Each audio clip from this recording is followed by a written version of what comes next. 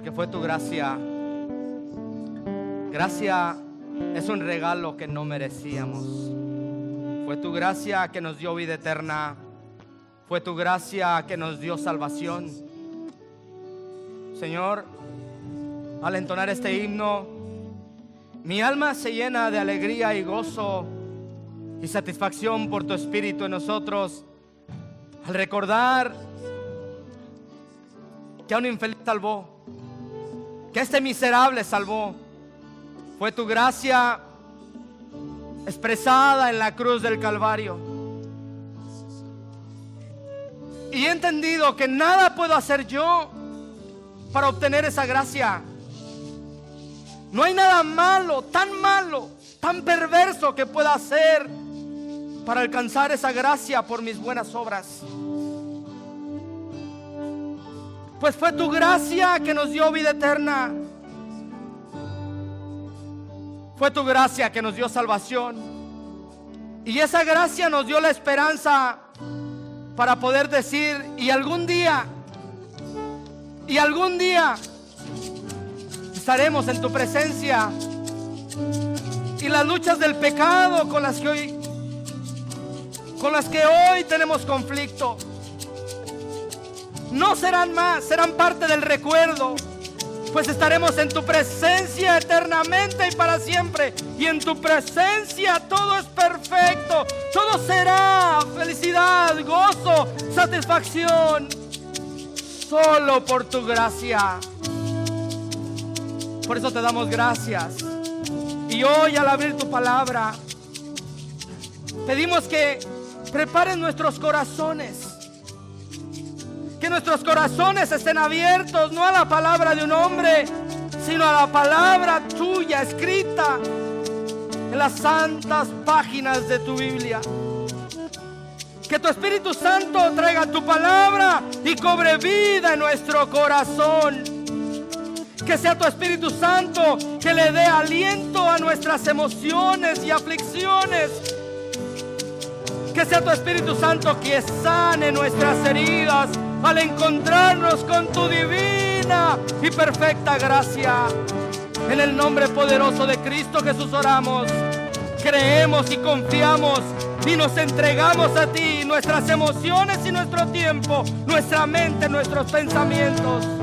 A ti entregamos hoy. Amén y amén.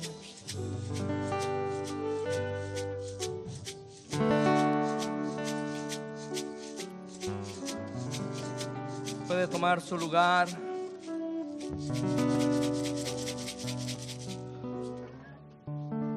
Bienvenidos a todos. Abra su Biblia en el libro, en la carta de Tito, capítulo 2. En las últimas semanas hemos discutido varios aspectos de la gracia de Dios. Y sabe una cosa,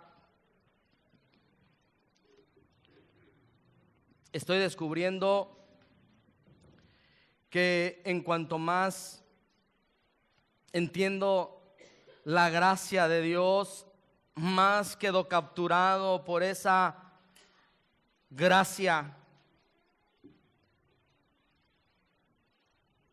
Cuanto más estudio la gracia de Dios, más me doy cuenta del eterno amor de Dios y mi corazón queda cautivo por la gracia y el amor de Dios.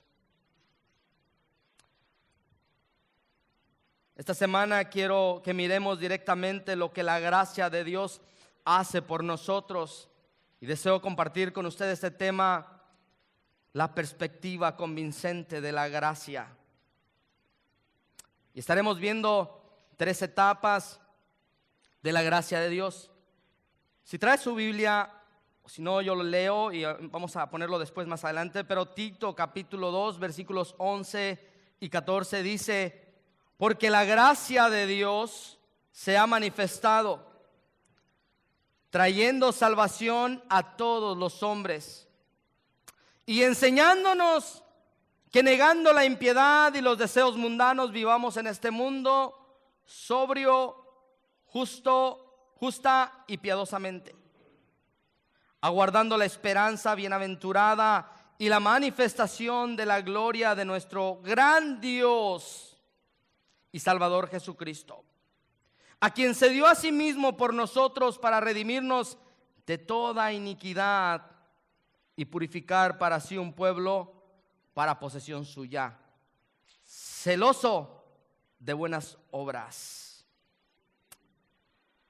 Al pensar en este maravilloso pasaje de la Escritura, o en Tito capítulo 2, Pablo escribe que la gracia de Dios se ha manifestado. La palabra que él usa para describir esa manifestación es la palabra de la cual obtenemos nuestra palabra epifanía. Y esta fue utilizada para describir la luz del sol que estalla desde los cielos sobre una tierra oscura. Pablo dice que la gracia de Dios se ha hecho una epifanía en nuestro mundo. Es decir, Pablo dice, la gracia de Dios ha brillado en este mundo. O dicho en otras palabras, la gracia de Dios se ha revelado sobre la tierra. Si me puedes bajar poquito, porque luego me emociono mucho y luego los espanto. No, ¿lo quiero dejar dormir? No es verdad. La gracia de Dios se ha revelado sobre la tierra. John Newton, de quien cantábamos este último himno, terminó su vida en este mundo con los ojos en el mundo por venir. Es decir, John Newton terminó su carrera como el apóstol Pablo, con los ojos en el mundo venidero. Cuando a él se le sugirió que se retirara, no quiso escuchar. Su querido amigo Richard Cecil sugirió que dejara de predicar porque sus ojos y sus oídos estaban fallando. La respuesta de Newton a la sugerencia de sus amigos fue: ¿qué? ¿Se detiene un blasfemo a dejar de blasfemar hasta la muerte? ¿Cómo puedo yo dejar de hablar de las riquezas de la gloria de Dios si los blasfemos terminan su vida blasfemando? Y murió compartiendo las buenas nuevas de salvación. Era mucho más fácil para Newton aceptar la muerte que la jubilación. Aun cuando protestaba en contra de dejar el púlpito, sus diarios y cartas se enfocaban cada vez más en su esperanza en el cielo.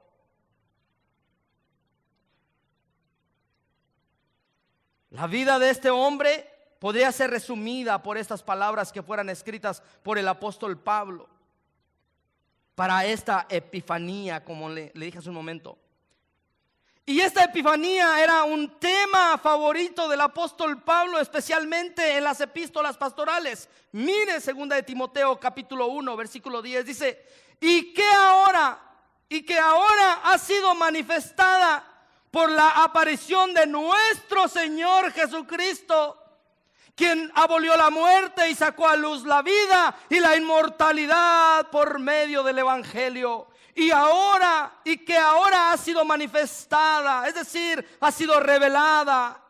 Y Tito, mire lo que dice en Tito capítulo 3 versículos 4, dice: pero cuando se manifestó, otra vez, epifanía, se manifestó. Cuando se manifestó la bondad de Dios, de nuestro Salvador, y su amor hacia la humanidad. ¿Cuándo ocurrió esta epifanía? ¿Cuándo se manifestó esta vida? ¿Cuándo es que esta maravillosa, extraordinaria y portentosa gracia tuvo su aparición en la tierra por primera vez? Ocurrió cuando Jesús vino a ser nuestro Salvador. Él hizo su aparición o su epifanía primero en Belén. Juan habló de esto. Mire lo que dice Juan capítulo 1 versículos 14 al 17. Él dice: y el verbo se hizo carne y habitó entre nosotros y vimos su gloria, gloria como del unigénito del Padre, lleno de gracia y de verdad, porque la ley fue dada primero por Moisés. La gracia y la verdad fueron hechas realidad mediante Jesucristo. Pablo se refiere a la primera venida de Jesús cuando habla de la venida de la gracia de Dios. Es decir, cuando Cristo nació, apareció la gracia y todo cambió. Su vida, la vida de Cristo en esta tierra fue la personificación de la gracia. Salvó a los perdidos, sanó a los enfermos, vendó a los quebrantados, resucitó a los muertos, expulsó demonios, limpió de leprosos, hizo que los ciegos pudieran ver, sufrió por los pecados del hombre y entregó su vida por sus ovejas para reclamar su vida otra vez en la poderosa mañana de su poderosa resurrección.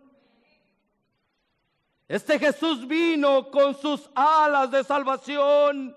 En la gracia de Dios se ha manifestado trayendo salvación, y es una salvación que está disponible para todos los seres humanos en todas partes. La gracia de Dios nos cambia desde el momento en que nos toca, nos redimió de la pena del pecado, nos sigue liberando del poder del pecado, y un día nos quitará de la presencia del pecado, y entonces seremos libres eternamente y para siempre. La gracia de Dios, es decir, en Cristo Jesús, la gracia de Dios ha sido revelada. En Cristo Jesús podemos entender la gracia revelada de Dios. Es la gracia de Dios que fue revelada en Cristo Jesús. En primer lugar, la gracia de Dios fue revelada para redimirnos de la pena o la culpa del pecado. Mire lo que dice Tito 2:11. Porque la gracia de Dios se ha manifestado trayendo salvación a todos los hombres, quien se dio a sí mismo por nosotros para redimirnos de toda iniquidad. La gracia de Dios se ha manifestado para salvación de todos los hombres. Escuche por favor, nadie, absolutamente nadie puede existir más allá del alcance de la gracia de Dios. Se ha manifestado a todos los hombres. Eso significa que las personas se pierden o pierden el cielo no debido a la escasez de la gracia de Dios, sino debido al rechazo de la abundante gracia de Dios. La gracia está ahí para todo ser humano, y los seres humanos no se pierden no porque no exista la gracia de Dios, se pierden porque deciden rechazar la gracia de Dios. Hay abundante gracia de Dios para salvar no solo a unos cuantos, al mundo entero. Porque por gracia habéis sido salvados por medio de la fe. Y esto no de vosotros, sino que es un don de Dios, no por obras, para que nadie se gloríe. Y en Romanos dice: porque todo aquel que invoque el nombre del Señor será salvo. La gracia de Dios está ahí. Esa manifestación de la gracia de Dios en nosotros, los que la hemos experimentado, debería de producir mínimo 2 motivaciones para vivir la vida cristiana. Mínimo 2. No se lo puse en la pantalla, pero por lo menos debería de motivarnos a mirar hacia la cruz, a la manifestación de la gracia de Dios en la encarnación de Cristo, derramando su sangre por nosotros. Y otra cosa es la corona, esperando la aparición de la gloria de Dios en su segunda venida. La gracia de Dios trae salvación, pero hay más en el paquete de la gracia de Dios. Su gracia ha sido revelada para redimirnos, pero la gracia de Dios ha sido revelada para liberarnos del poder del pecado. Es decir, nos movemos de la edad pasada. Cristo murió por nosotros, pero ahora tengo que vivir libre de pecado. Ahora tengo que seguir adelante. Miren, volvamos a mi pasaje de esta mañana. Miren lo que dice Tito 2:12. Enseñándonos que negando la impiedad y los deseos mundanos, vivamos en este mundo sobria, justa y piadosamente, y purificar para sí un pueblo para posesión suya, celoso de buenas obras. No paramos ante la manifestación de Jesucristo, es decir, no solamente se manifestó y ahí queda todo.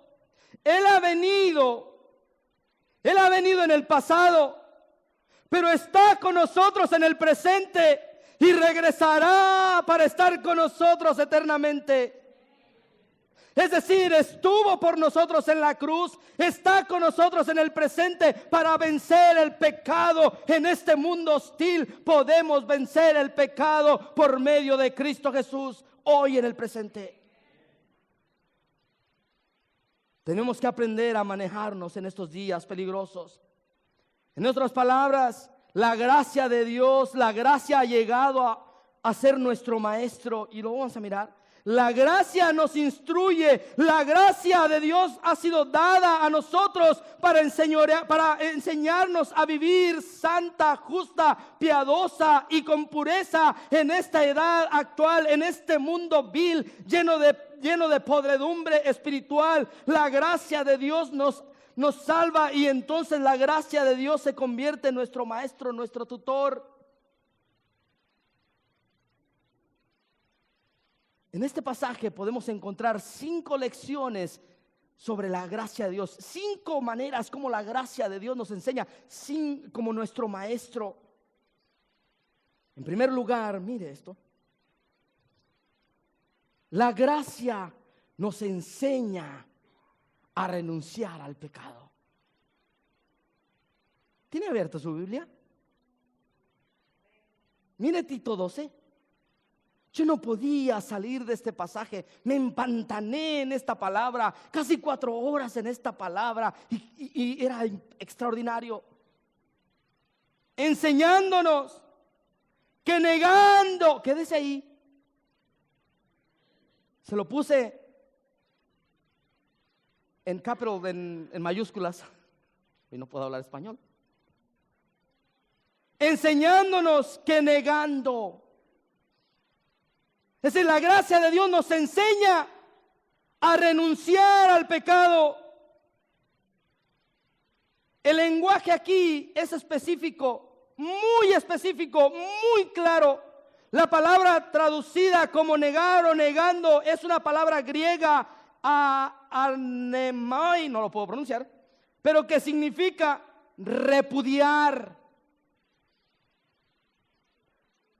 Negando, es decir, repudiar, negar, desconocer, renunciar, significa que una vez y para siempre repudiamos este tipo de vida. Significa que una vez que nos encontramos con la divina gracia de Dios, la gracia nos enseña a odiar, a detestar el lugar de donde Él nos sacó.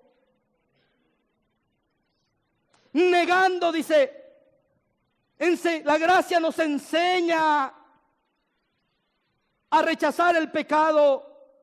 Es la gracia de Dios que nos ayuda a rechazar el pecado. Mire, hay personas que creen que nosotros, los que creemos en la seguridad eterna y en la gracia sola, únicamente sola, fuera de las obras, piensan que la gracia es una licencia para pecar, pues están totalmente equivocados, porque nunca han experimentado y no entienden entonces la cabalidad de la gracia perfecta y pura de Dios, porque la gracia de Dios nos lleva a rechazar el pecado. La gracia de Dios no es una licencia para pecar, al contrario. Mire lo que dice. ¿Qué dice la gracia? Enseñándonos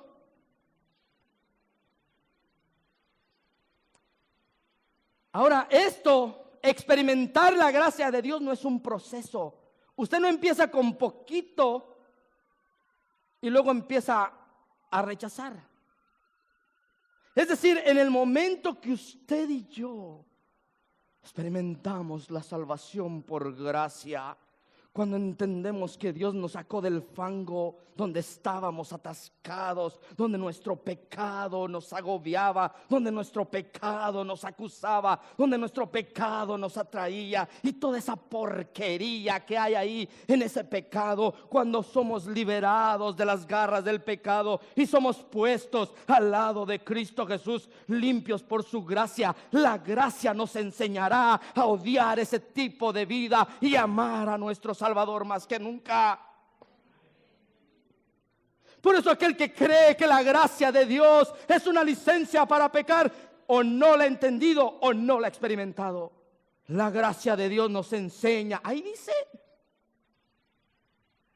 nuestro Dios, cuando no éramos redimidos por la gracia de Dios y por la bendita sangre de Jesucristo, nos redimió. Y ahora espero, mis amados, espero que odiemos el pecado. Espero que como Dios odia el pecado, aborrece el pecado, nosotros capturados por su gracia, odiemos, aborrezcamos el pecado, pues solo produce muerte y destrucción y división. No le quiero robar el mensaje a nuestro hermano Robert, pero cuando Adán y Eva pecaron, cuando fueron engañados, lo primero que sucedió fue vergüenza y culpa. Pecado. El pecado lo único que produce es vergüenza y culpa.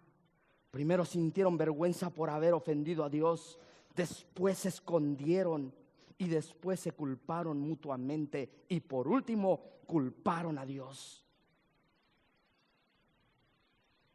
Pero la gracia de Dios nos alienta. Mire Tito, este pasaje 3:8. Porque nosotros también en otro tiempo éramos ¿qué? No me digas pero ya no somos. Éramos necios. En otro tiempo éramos ¿qué? Necios, desobedientes, extraviados, esclavos de deleites y placeres diversos, viviendo en malicia y envidia, aborrecibles y odiándonos unos a otros. Escucha esto, escuche, aquí, póngame atención. Pero cuando se manifestó la bondad de Dios, nuestro Salvador, y su amor hacia la humanidad, Él nos salvó no por obras de justicia que nosotros hubiéramos hecho, sino conforme a su misericordia, por medio del lavamiento, de la regeneración y la renovación por el Espíritu. Hay una palabra aquí que es misericordia, que muchos tienen problemas con esta palabra específicamente en este lugar. En esta palabra, como cantábamos en el himno, que a un infeliz salvó, en realidad la palabra para ese himno original era que a un miserable salvó. Y cuando hablamos aquí en misericordia, es decir, que nos vio tirados en la miseria espiritual, nos vio por el piso. Usted puede estar muy bien económicamente, físicamente, pero quizás espiritualmente está en una miseria, sumido, lleno de resentimientos, lleno de rencores, lleno de odio, lleno de muchas cosas, en una miseria espiritual, incapaz de perdonar a quien le ha ofendido. Pero la gracia de Dios, cuando se manifiesta, nos da poder para rechazar ese estilo de vida. ¿Será nuestro estilo de vida? Fíjense, se lo repito de nuevo en los primeros versículos, me gustó. Porque nosotros también en otro tiempo éramos necios, desobedientes, extraviados, esclavos de deleites. Así que la gracia de Dios nos ayuda a rechazar el pecado.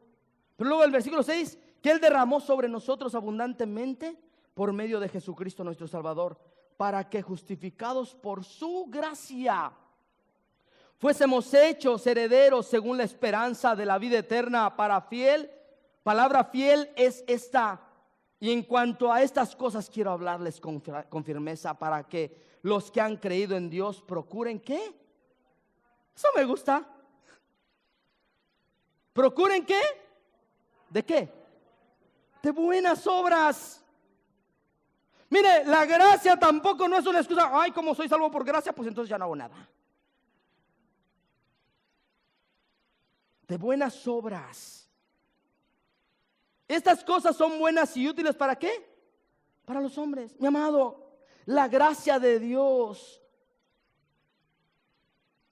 produce en usted y en mí un rechazo, un repudio por el pecado. Si usted ha experimentado la gracia de Dios, cuando usted ve a los seres humanos metidos, sumidos en su pecado, lo que debe provocar en usted y en mí compasión por ellos y repudio por lo que hacen. El apóstol Judas dice, debemos hasta odiar las vestimentas que ellos utilizan haciendo todas sus porquerías. Sé que hace mucho no escuchaba un mensaje de este calibre.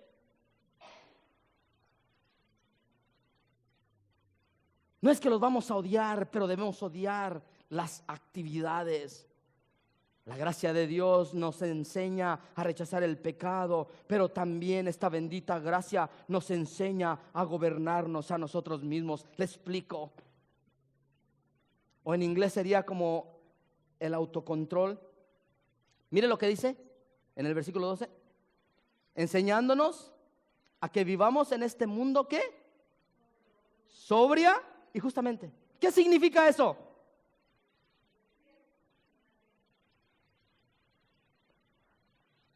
Habiendo negado la impiedad y los deseos mundanos, ahora se nos recuerda que debemos vivir sensatamente. Este es un recordatorio para ejercitar el autocontrol. Él está diciendo que vivamos sobria y justa y ¿qué? Piadosamente, a gobernarnos a nosotros. Que cuando le quieran salir los sapos y culebras y todo eso, gobiérnese. No le pasa que le pasa algo y usted o le cortan el camino. La gracia de Dios nos enseña a gobernarnos, a tener autocontrol. La gracia, escucha eso, la gracia cambia la forma en que nos vemos a nosotros mismos. La sensibilidad espiritual es la solidez de la mente y el buen juicio, el autocontrol interno, el que controla todas las pasiones y desea esa guerra contra nosotros. Es el autocontrol, discreción, vigilancia, templanza. Se refiere a la disciplina en comer, dormir y hablar y vivir de lo mejor que puede. Mire lo que dice, mire, no lo tengo en la pantalla. Efesios 5:8 dice, ¿cómo dice? Efesios 5:18 dice que seamos llenos, no os embriaguéis con vino, en el cual hay disolución, antes más bien sean ¿qué? Llenos del Espíritu Santo. Pero luego, ¿qué más dice? Voy a llegar ahí en un momento.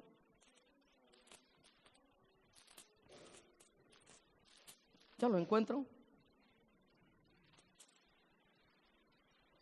Dice, y no os embriaguéis con vino, con vino en el cual hay disolución, sino sed ¿qué?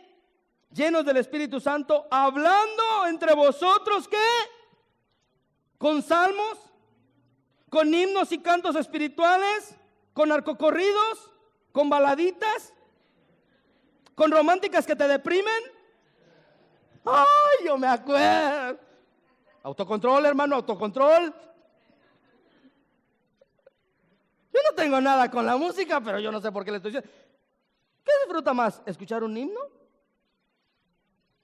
Yo nomás digo. ¿Cómo? No os embriaguéis con vino en el cual hay disolución, antes más bien sed llenos del Espíritu Santo. Mire, ahora déjeme aclarar esto. Usted no se va por allá. Digamos, hoy ¿cuántos han experimentado la presencia de Dios hoy? Yo experimenté mire, desde que estábamos en el cuarto de oración. Dios santo, yo no quería salir de ese bendito cuarto. Y hoy no dirigí la oración, que fue lo más bonito para mí. Y usted no viene a la iglesia y se llena del Espíritu Santo. No, el Espíritu Santo aquí se mueve de manera extraordinaria y mueve nuestras emociones, dice el hermano Robert, y mueve nuestras emociones, revuelve, dicen, revuelve nuestras emociones y lloramos y cantamos y en bola todos gritamos, aleluya, gloria a Dios, y el pastor viene y también le anima. Estoy lleno del Espíritu Santo y ya va, bien lleno, como si vino y le echaron, no se confunda. Usted está lleno del Espíritu Santo desde el día que creyó en Cristo Jesús. No parte, no un poquito del Espíritu Santo. Todo el poder del Espíritu Santo está en usted y en mí. La palabra para ser llenos del Espíritu Santo es una palabra: sean controlados por el Espíritu Santo. Es decir, que el Espíritu Santo nos controle para poder ejercer el autocontrol. Si dejamos que el Espíritu Santo nos controle, entonces el autocontrol hacia nosotros mismos, cuando vienen las desavenencias, entonces será automático, porque el Espíritu Santo gobierna nuestra vida. La gracia de Dios nos enseña eso, al autocontrol, pero la gracia de Dios también nos enseña esto: a respetar a los demás. La gracia de Dios nos enseña a respetar a los demás, en nuestras relaciones con los demás. Mire, dice ahí mismo en el verso de Tito, viviendo, ¿qué? Lo puse ahí, enseñándonos que vivamos en este mundo sobria y justamente y piadosamente. Y piadosamente, ¿qué significa esto? En nuestras relaciones con los demás debemos comportarnos de manera justa. La gracia de Dios nos enseña a tratarle. La gracia de Dios a mí me enseña a amarle a usted, a tratarle justamente. Y yo espero que la gracia de Dios le enseñe a usted a tratarme justamente. Bueno, ahora vamos de lo interpersonal a lo más personal. La gracia de Dios me enseña a mí a tratar a mi esposa con justicia, justa y sobriamente y adecuadamente. Y a usted, a su esposa y a su esposo, a sus hijos, a sus hijas, padres, hermanos y hermanos en la fe. Nos enseña la gracia de Dios a tratarnos de la manera que Dios quiere que nos tratemos. Por eso la gracia de Dios no es un permiso para pecar. La gracia de Dios es para vivir una vida santa, justa y piadosa. Pregunto yo, ¿cuántos piadosos hay acá? Aleluya, 3. Gloria a Dios. Anímeme, hombre.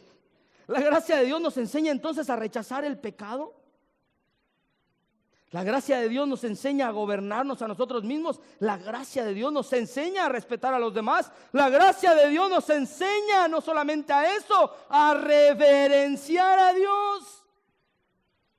Miren lo que dice: a vivir piadosamente. ¿Qué significa vivir piadosamente? No es que usted se vaya por allá a un convento con la Madre Teresa de Calcuta a ayudar a todos. ¿Qué se lo puede hacer?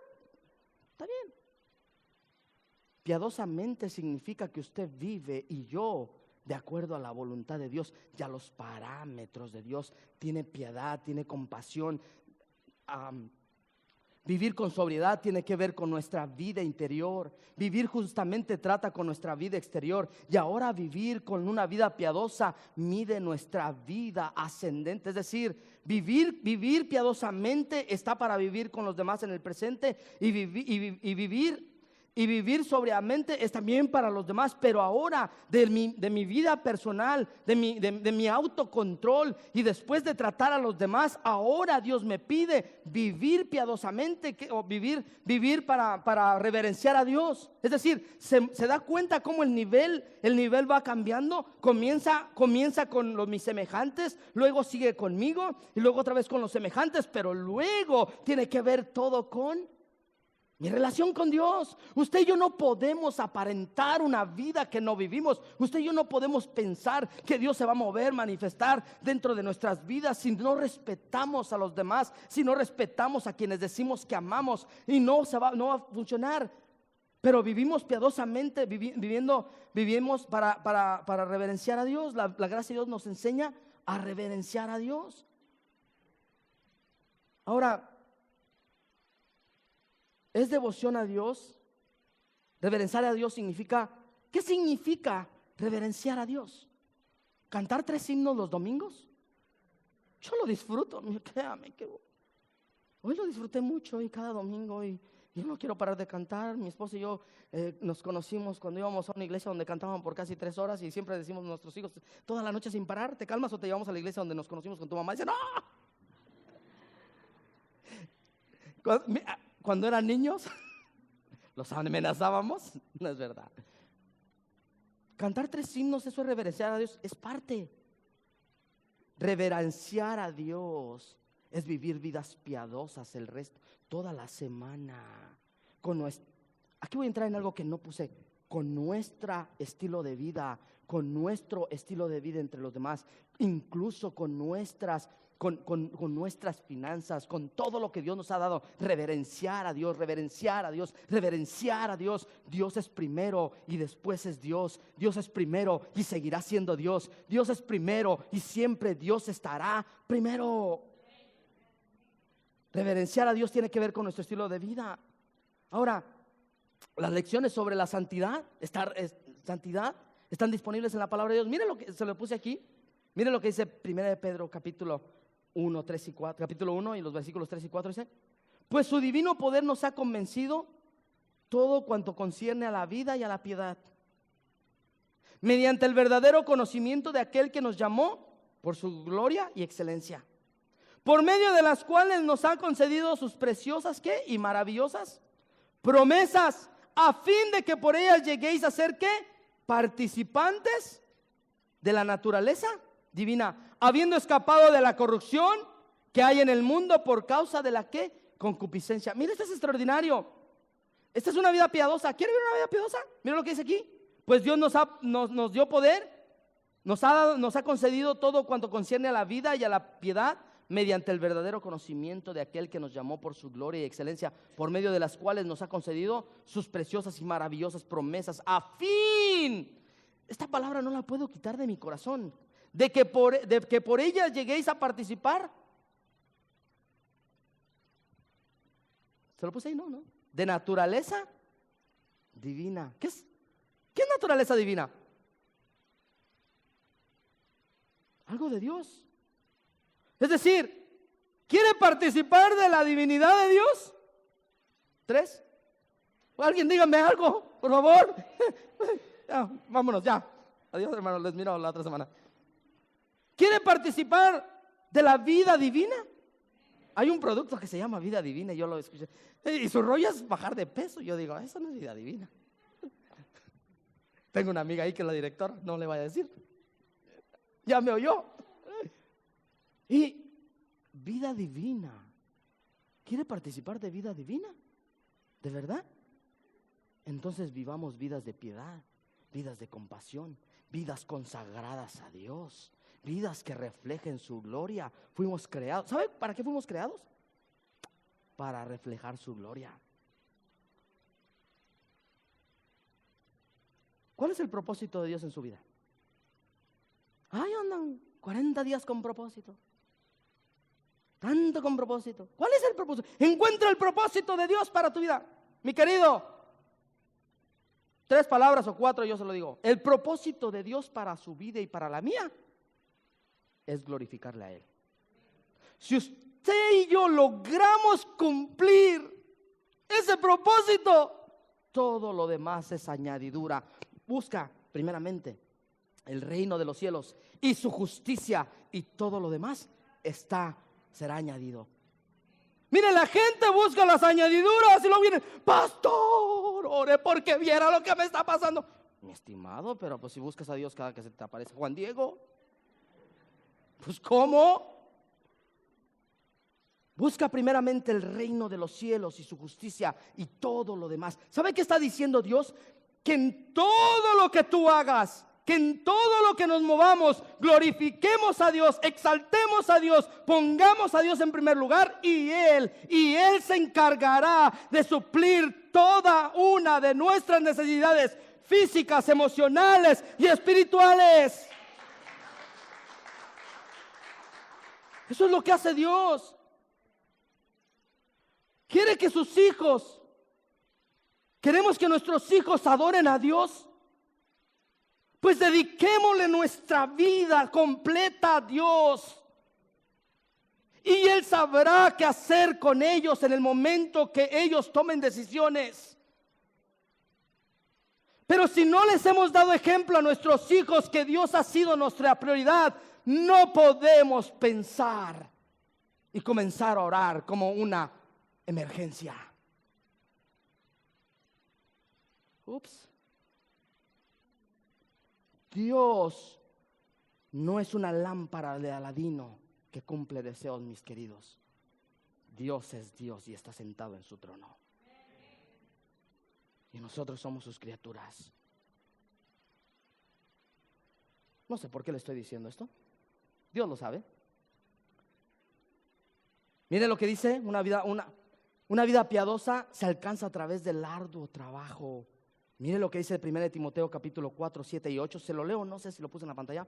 Pero nada tengáis que ver con ¿qué? Con las fábulas profanas, propias de viejas. Uy, qué feo está esto. No me eche la culpa a mí, vaya ahí dice 1 Timoteo 4, 7. Estoy seguro que así dice. Dice, pero nada tengas que ver con las fábulas profanas propias de viejas. Yo lo hubiera dicho de lavadero, no es cierto. Más bien, disciplínate a ti mismo. ¿Para qué? Para la piedad. Porque el ejercicio, y aquí Dios me habla, porque el ejercicio físico aprovecha poco, ya que empecé a correr. Pero la piedad es provechosa para todo, pues tiene promesa para la vida presente y también para la futura. La piedad tiene promesas para esta tierra y para la que viene. Ocúpate de lo que es la piedad. La gracia de Dios nos enseña a sentir. Por último, la gracia de Dios nos enseña a resistir la pereza. Miren lo que dice Tito capítulo 2, 14. A quien se dio a sí mismo por nosotros para redimirnos de toda iniquidad, purificar para sí un pueblo para posesión suya, celoso de buenas obras. Eso sí debe estar en la pantalla, ¿no? Sí, lo puse ahí. ¿Celoso de qué? De buenas obras. A quien se dio a sí mismo por nosotros. Celoso de buenas obras. Nos ayuda a resistir. No hay nada o no hay desconexión entre la gracia de Dios y nuestras buenas obras. Somos salvados por gracia, pero la gracia no está. Escucha esto que le voy a decir, de verdad, esto es crítico. No hay desconexión entre la gracia de Dios y nuestras buenas obras. Por supuesto, somos salvados por la gracia, pero la gracia no está sola. Cuando hemos sido salvados por la gracia de Dios, nos convertimos en el pueblo santo de Dios y seremos celosos de buenas obras. ¿Qué significa esto? Cuando usted realmente ha sido salvo por la gracia de Dios, automáticamente, porque el Espíritu Santo habita en nosotros, le producirá en usted buenas obras, no para alcanzar la vida eterna, sino como un reflejo de que ha sido salvo por la gracia de Dios. Un pueblo que es celoso. Mire, inmediatamente después de que Pablo nos da declaraciones más fuertes en la Biblia concerniente a la naturaleza de la salvación por gracia, solo por medio de la fe, él regresa a estas palabras. Pablo dice en el capítulo 2 del libro de la carta a los Efesios 2:8, Pablo dice, por gracia habéis sido salvos, pues este es un don de Dios. No es de ustedes, para que. Pero luego dice, ok, espérense poquito, hermano, no se me adelante. Y miren lo que dice el versículo 10. Dice en Efesios 2:10, dice, porque somos hechura suya, creados en Cristo Jesús. ¿Para qué? Para llevártela relax. Para que seas así como lazy man. ¿Qué dice ahí? Pues no voltea allá, voltea acá. ¿Para hacer qué? Buenas obras. Así que si alguien le dice, ay, esos que creen en la gracia creen que no deben hacer buenas obras. No, para ser salvos no. Por gracia hemos sido salvos. Y si usted está en este lugar por primera, segunda vez, y si no ha sido salvo, hoy Dios quiere darle la vida eterna. No por medio de obras que usted pueda hacer, sino por la obra que Cristo hizo en la cruz del Calvario. Esa obra fue hecha para darnos vida eterna. Esa obra fue hecha para que usted pueda obtener la vida eterna y pueda entrar al cielo. Usted no va a llegar al cielo por las buenas obras.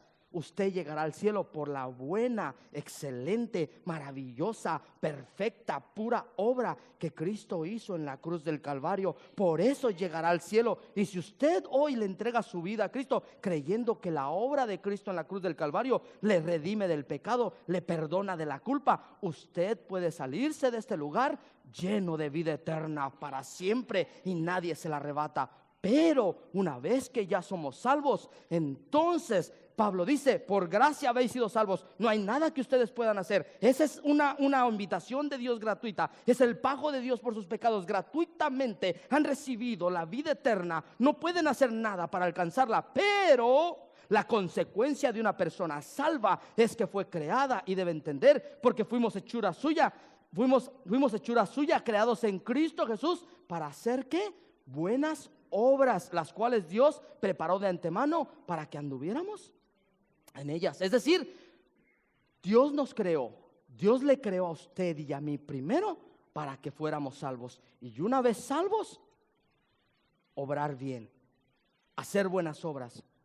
El fruto de un verdadero arrepentimiento es que da la vuelta a las obras de la inmundicia y comienza a caminar en sentido contrario, haciendo las buenas obras para Dios. Reflejará y dará a entender, aún aquellos que usted no les hable, les dará a entender que usted es salvo, que usted tiene una vida personal con Cristo, por su estilo de vida, por su vida piadosa, por su dedicación a Dios, por su prioridad a Dios. Entonces la vida eterna tendrá sentido, no solamente para usted, sino para todo aquel que esté a su alrededor. Quiero detenerme aquí, porque quiero que vayamos más a fondo. No he terminado. Voy a continuar en 2 semanas con este tema. La próxima semana vamos a mirar 2 semanas con este tema, porque me quedó mucho. No sé por qué escribo tanto. Escribí como 20 páginas. La gracia de Dios es extraordinaria. Quiero cerrar con esto, y este tema va a continuar. Be continue, no se lo pierda. To be continue. Pero quiero invitarle a que inclinemos nuestro rostro. Si usted ha entendido la gracia de Dios, no creo que usted quiera resistirse al amor de Dios y la invitación que Dios hace a los hombres para darle vida eterna. Hoy usted puede salirse de este lugar con la vida eterna. Mire, con el rostro inclinado, ni le voy a invitar a que repita una oración. Puede repetirla, pero no la repita a menos que entienda la gracia de Dios. Cristo vino a esta tierra. Dice que Él ofrece vida eterna, vida abundante a todos los hombres. A todos los hombres. Es decir, hay suficiente gracia para todo el mundo. Hay suficiente gracia para todo aquel que quiera asirse, abrazar esa gracia. El ser humano no se pierde porque no hay suficiente gracia. El ser humano se pierde porque rechaza la gracia de Dios. Hoy usted puede decirle en sus propias palabras: sé que no puedo hacer nada para ser salvo.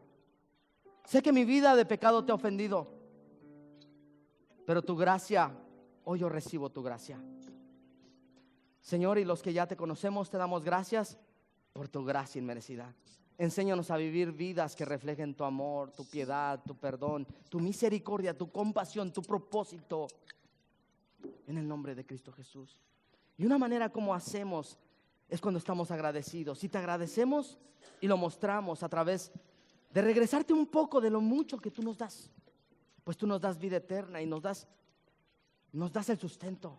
Por eso nuestro deseo es retornarte un poco de lo muchísimo que tú nos das. Bendice nuestros diezmos, bendice nuestras ofrendas. Y aquellos que necesiten un trabajo, provéeles un trabajo. En el nombre poderoso de Cristo Jesús oramos, mientras nos preparamos para cantar este hermoso himno. En el nombre de Jesús.